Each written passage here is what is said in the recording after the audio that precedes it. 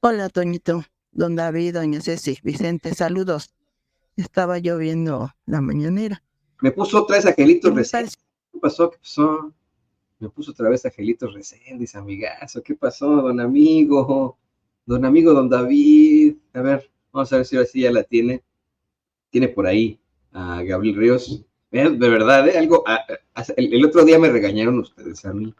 Me regañó Candelaria, me regañaba usted en el chat de que habíamos puesto 2 veces a Angelitos Reséndiz y el mismo mensaje. Y ya me di cuenta quién fue. Su consentido, al que usted no regaña nunca y que nunca se equivoca para usted, don David el Grande.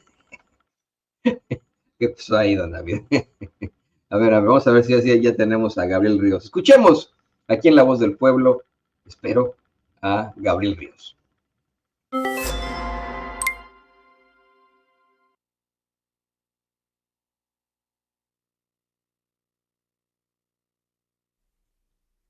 Buenos días, Universo sin censura.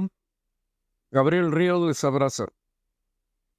Quiero decirles que la actitud de varios hijos de migrantes que se avergüenzan de su origen mexicano y de la lengua castellana de sus padres es algo que he escuchado desde hace más de 50 años. Me regresó a la memoria por el comentario que hizo Toñito Ruiz el día de ayer. Por ello me permito a continuación dirigirme a estas personas aclarando que nunca he estado más de 2 semanas en suelo norteamericano, y ello por motivos de trabajo, lo que no me impide haber estudiado el nacimiento y trayectoria de esa nación y sus habitantes. Pido a Toñito Rodríguez que haga la recapitulación correspondiente de español, y se lo agradezco de antemano. Dear people, you can see very tall skyscrapers in either Manhattan, Boston, Chicago, or San Francisco. And guess what? They wouldn't stand up were it not for their strong foundations, that indispensable part of any building that is seldom considered for those who visit or work such constructions. I invite you to visit Mexico and get acquainted with the splendor and philosophical tenets of our ancient civilizations that might help you to put something solid beside your daily consumption of perishable goods that are doomed to become trash and pollute the air, land, and water. And that, in the meantime, are taking youths to have a void life and be candidates to addictions. There's more power in our souls than in our pockets, believe me. Thank you. Y mire, el queridísimo Gabriel Ríos nos mandaba también ahí me ofreció una disculpa porque primero dijo Toñito Ruiz y luego Toñito Rodríguez. No pasa nada, no lo tomamos a mal. En este último mensaje, pues ahí, vamos, más bien le voy a pedir al queridísimo Gabriel que a ver si nos lo puede mandar también por escrito, clave por cuestiones de la inteligibilidad de la radio, de las transmisiones, a veces se pierde un poco el sentido de los planteamientos. Pero mira, qué interesante lo que nos dice Gabriel Ríos. Este fenómeno más bien se ha repetido a lo largo de la historia y en todas partes del mundo. Para nosotros los mexicanos es muy cercano, muy fuerte, muy penetrante debido pues a nuestra historia con los Estados Unidos. Yo voy a insistir hasta el cansancio en que efectivamente somos dos naciones hermanas, nos guste o no. El queridísimo Jaime Hernández, por ejemplo, periodista y corresponsal de guerra, considera que no solamente somos hermanos Estados Unidos y México, sino que somos hermanos siameses, porque compartimos órganos como el de la seguridad y la economía. Eso es más que claro y absoluto, y se tiene que decir. Pero bueno, en esta historia compartida que tenemos, le guste o no a los gringos racistas que tanto me atacan por mis comentarios en Twitter, y me da mucho gusto que se nota que les ardió el sisirisco después de que les di un par de guajoloteras ahí por sus comentarios racistas. Les guste o no a esos gringos racistas, pues tenemos una historia en común, un pasado en común, una cercanía. Estados Unidos efectivamente se robó la mitad del territorio de México, pues no hay otra forma de decirlo. Y aquí en Estados Unidos no lo plantean así. En las escuelas primarias, las secundarias, si llevan esa parte de historia, es como una especie de vacío en su historia, ¿no? Cuando el profesor o la profesora comienza a explicar cómo es que Estados Unidos se hizo de todo este territorio, simple y sencillamente dicen, no, pues es que es el destino manifiesto, cabrón, y de pronto Lewis y Clark fueron ahí a explorar y de pronto Estados Unidos se expandió, pero no explican que Estados Unidos tuvo una guerra con México en la que le quitó más de la mitad del territorio. Y debido a esto, es que efectivamente Estados Unidos, bueno, pues tiene esa parte de México muy, muy dentro. Por eso es que se amalgamó Estados Unidos con México. Por eso es que le creo absolutamente todo esto que dice el queridísimo Jaime Hernández. Mire, si se hubiera mantenido en las 13 colonias, a lo mejor con la compra solamente del territorio de Luisiana, que no es lo que hoy es Luisiana, ¿no? Nada más, que es un estado muy pequeño aquí en los Estados Unidos. El territorio de Luisiana comprendía gran parte del centro y medio oeste de la Unión Americana y le pertenecía a Francia en aquel entonces, ¿no? Y Estados Unidos efectivamente le compra ese territorio a Francia, y de ahí pues busca expandirse hacia México con esta guerra que termina arrebatándole a México más de la mitad de su territorio. Pero fíjense, ¿no? Las escuelas primarias y secundarias acá de Estados Unidos, cuando empiezan con ese tema, dicen, no, es que pues, del día para la noche somos tan chingones que se expandió. No es así. Y si de pronto se hubiera quedado Estados Unidos nada más con el territorio de Luisiana, a lo mejor podríamos decir que somos naciones hermanas, y hasta ahí. Pero al haber obtenido parte del territorio de México, se amalgamó, se fusionó con México, Estados Unidos, y tiene gran parte de México, tiene esos órganos ya compartidos con México, les guste o no les guste. Y como de pronto eso ocurre, ¿no? De pronto, de un día para otro, de la noche a la mañana, pues las personas se despertaron en Estados Unidos y no en México, esa fue la realidad.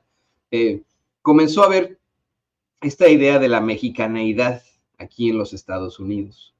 El 5 de mayo, señoras y señores, en definitiva no es una fiesta únicamente mexicana. Me atrevo a decir que es mucho más mexicano-estadounidense que mexicana, la batalla de Puebla. Es decir, pero ¿por qué, Toño? Pues si fue una batalla en México que nada tuvo que ver con Estados Unidos. No, claro que tuvo que ver. La primera vez que se celebró la batalla de Puebla después de que había ocurrido fue en Los Ángeles, California, ¿no? Como una especie de, pues, forma de celebrar, vamos, el hecho de esa mexicanidad, ese enfrentamiento hacia un pueblo extranjero, y ya en el ánimo en el que Estados Unidos y México actuaban precisamente como naciones hermanas. Se ha planteado una y otra vez con el doctor Hayes Bautista, que yo le recomiendo leer, es muy interesante lo que él siempre anda planteando en sus libros, que México y Estados Unidos estaban en ese entonces, en estos momentos de la intervención francesa, la guerra de reforma, actuando hombro con hombro para consolidar sus propias soberanías. Acá en Estados Unidos, el presidente Abraham Lincoln se enfrentaba a una guerra civil con la que consiguió, en definitiva, pues abolir la esclavitud. Y en México, el mejor presidente que hemos tenido, Benito Pablo Juárez García, se enfrentaba a los conservadores, se enfrentaba a una fuerza extranjera, se enfrentaba a la imposición de un hijo de su mal dormir europeo para poder pues establecer las ideas conservadoras, luego de que él efectivamente también hubiera conseguido una circunstancia que no se había conseguido en ninguna otra parte del mundo, la separación de la iglesia del Estado, algo que pues obviamente le ardió a los conservadores hasta la pared de enfrente. Y se ha dicho una y otra vez que el ejército francés o el imperio francés buscaba unirse a los confederados aquí en los Estados Unidos, y con eso pues hubieran conseguido fragmentar los Estados Unidos, Francia se hubiera quedado con México como una especie de colonia o estado asociado, ¿no? Bajo las órdenes de alguien como Maximiliano, y bueno, pues lo demás hubiera sido historia. Hubo colaboraciones entre ambos países, entre ambos presidentes, entre Abraham Lincoln y entre el presidente Juárez, Benito Juárez, para evitar este tipo de circunstancias. Usted sabe perfectamente que la batalla de Puebla fue crucial en la segunda intervención francesa. La batalla de Puebla fue el inicio de el inicio del fin de esa segunda invasión francesa, y evitó en todo caso, bueno, que se le abrieran las puertas de la Ciudad de México, las puertas hacia el norte a los franceses, para que en todo caso se pudieran de alguna u otra forma unir con los confederados acá en los Estados Unidos. Esto se comprueba históricamente con muchos datos, con muchas circunstancias. Hubo varios generales confederados que después de perder la guerra, incluso intentaron unirse a Maximiliano, intentaron hacer invasiones a México con escaramuzas, muy bobas, ¿no? Pero lo intentaron, ¿no? Generales confederados. Hay un general precisamente de aquí, originario de aquí de Kansas City, Missouri, que está enterrado muy cerca de mi casa, el muy hijo de la chingada, y él lo proyecta en sus memorias. Se me fue su nombre porque es un tipo que es para olvidar, pero él se entrevistó, de hecho, con Maximiliano, y él tenía la idea de ofrecerle varios regimientos confederados a Maximiliano para establecer su fuerza, a cambio de que le entregaran parte de Veracruz, y que pudieran hacer ahí una colonia estadounidense completamente blanca, completamente caucásica. La idea de este hijo de la chingada era mantener precisamente la blancura del continente, ¿no? Y evitar que, bueno, hubiera algún tipo de expansión de otro tipo de razas o etnias, ¿no? Y que efectivamente, bueno, pues el imperio mexicano fuera gobernado, fuera mantenido por un príncipe europeo. Esa era la idea de este tipo. Y mire, yo nunca he reconocido a Maximiliano, ni lo reconoceré, pero sí es de resaltar que efectivamente tenía ideas muy liberales, ¿no? Y que a las propuestas que le hizo este cuate, le dijo, no, pues estás muy loquito, eres muy racista, cabrón, ¿no? O sea, olvídalo y vete por ahí, ¿no? Te lo agradezco, pero no. Esto pudo haber cambiado la historia para siempre. Si Maximiliano le hubiera hecho caso a este racista hijo de la chingada, que le voy a investigar su nombre, en algún momento se lo mandé a don David, el nombre de este hijo de su mal dormir, general confederado. Si le hubiera hecho caso a ese cabrón hijo de la chingada, a lo mejor la historia sería distinta y nos enfrentaríamos a pues un imperio mexicano medio europeo, hablaríamos francés, ¿no?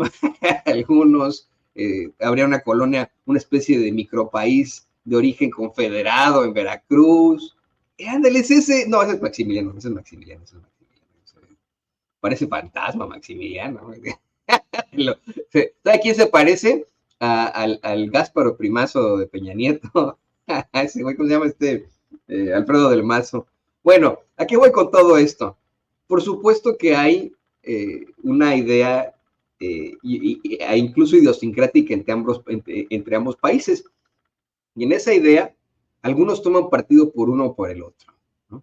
Algunos, después de pasar generaciones en este país, en los Estados Unidos, bueno, pues olvidan sus orígenes y los rechazan de la forma más terrible. Pero insisto, es algo que ocurre en todo el mundo, es algo que ocurre, que le ha pasado a todos los pueblos del mundo, que le ha pasado a todos los países del mundo. Y algo en lo que pues simple y sencillamente tenemos que insistirle nosotros a nuestros hijos, no a manera de imposición, sino a manera de amor y de orgullo, pues esa tradición que tenemos por nuestro país de origen. Es claro y sencillo, ¿no? Decirle, a ver, a todos esos chamacones y chamaconas que se avergüenzan de sus orígenes, decirles, ¿por qué te avergüenzas, hijito? ¿Por qué te avergüenzas? Nuestra cultura es milenaria. Nuestras culturas prehispánicas estuvieron incluso ahí antes que los griegos, como la cultura olmeca. tuvieron grandes aportaciones a la ciencia como la cultura maya, tuvieron grandes aportaciones a la humanidad en cuanto a instituciones como la cultura mexica. Mira la grandeza de nuestro país, mira las pirámides, por ejemplo, en Teotihuacán, en Tajín, en Chichén Itzá, en Mitla, en Monte Albán, ¿no? O sea, observa nuestra gran cultura. Tienes, de verdad, a ti te provoca mayor felicidad sentirte orgulloso de una blancura que ni siquiera es parte de ti, en lugar de esta cultura milenaria que nos precede. Y nuestro idioma, que ya no es español, es mexicano, es hermoso. Te hace mucho más inteligente, hijo mío, hija mía, el tener 2 idiomas y el dominar ambos idiomas. No te avergüences de tus idiomas, no te avergüences de tus lenguas. Si tienes un idioma indígena, una lengua indígena, practícala. Nadie más la practica. Tú tienes el poder de poder ejercer esa lengua. Eso es lo que tenemos que decirle a nuestros hijos y a nuestras hijas. Tenemos que hacerlos sentirse orgullosos, es decirles, pues en todo caso, es de tontitos el avergonzarse de sus orígenes, ¿no? Es de gente ignorante, ¿no? Todo lo contrario. Si de pronto te critican a ti por tu color, por tu origen, por tu estrato social, pues te critican los ignorantes porque son clasistas, son racistas, y eso los hace muy, muy ignorantes. Tú todo lo contrario, siéntete feliz, lleva en tu corazón ese pasado milenario, siéntete orgulloso, siéntete orgullosa. Y miren, poco a poco, pues los chiquillos se han dado cuenta de esto. Creo que ha sido generacional, ¿eh? Han habido generaciones que se avergüenzan de su pasado porque sus papás a lo mejor no lo insistieron. Pero en estas nuevas generaciones yo he visto muchos chamacones felices de ser mexicanos, orgullosos de ser mexicanos, intentando ir a México a contagiarse de todo lo que los precede, ¿no? He visto estas nuevas generaciones muy, muy, muy cercanas a nosotros, así que no, tampoco los minimicemos. Me dice Alex Aguilar, ¿por qué si no se identifican con esta cultura? ¿Por qué presionar? Es que no es presionarlos, es decirles, a ver, yo soy tu papá, tu mamá, ¿no? Y de donde vengo, esto es lo que pasaba en donde yo venía.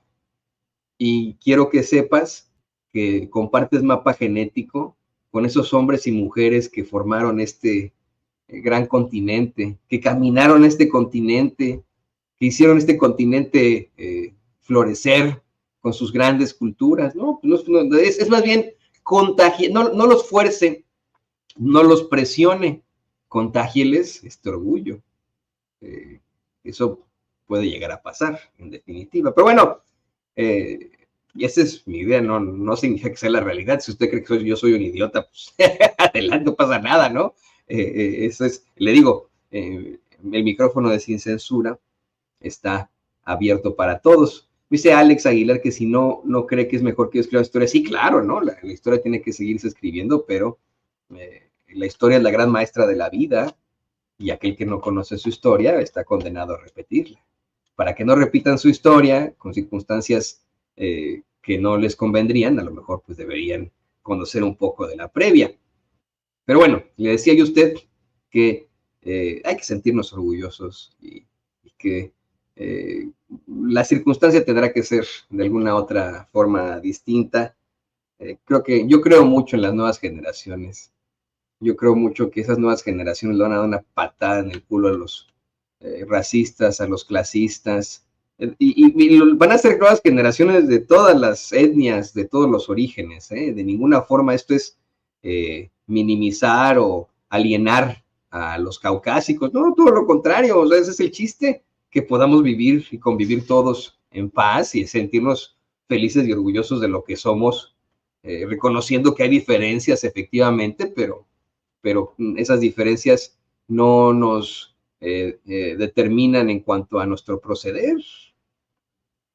Pero bueno, qué interesante, qué bueno que pudimos platicar esto a partir de la reflexión del señor Gabriel Ríos, aquí en Sin Censura, y le digo, no pasa nada eso de que cambió el apellido en un momentito, no pasa, no, está bien, está bien. Le mando un saludo a Alba Telles, qué bonito nombre tiene usted, Alba, es muy bonito. Bueno, así como Gabriel, así como Gelitos, usted nos puede mandar un mensaje aquí a La Voz del Pueblo, al 773-475-7214. Si nos lo manda desde México o desde cualquier parte del mundo, lo único que tiene que hacer es agregarle un 001 a ese numerote, 001-773-475-7214. Mire,